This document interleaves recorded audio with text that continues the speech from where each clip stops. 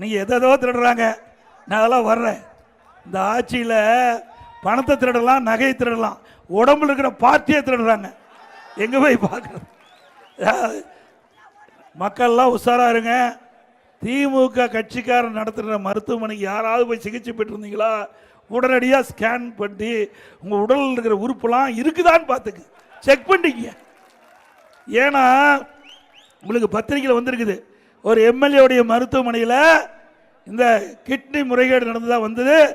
அதே திமுக எம்எல்ஏ, திமுக அரசாங்கம் சோதனை பண்ணி ஆய்வு பண்ணி முறைகேடு நடந்ததாக கண்டுபிடிச்சு அந்த உறுப்பு மாற்று அறிவிச்சு அனுமதி ரத்து பண்ணிட்டாங்க. தவறு நடந்திருக்குல்ல?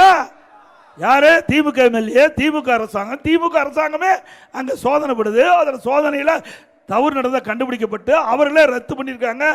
ஆனால் கைது பண்ணல. தவறு அல்லவா? நீதிமன்றம் மிக மோசமாக பேசியிருக்குது. இன்றைக்கு நீதிமன்றம் சென்னை உயர்நீதிமன்றம் அதிரடி உத்தரவு.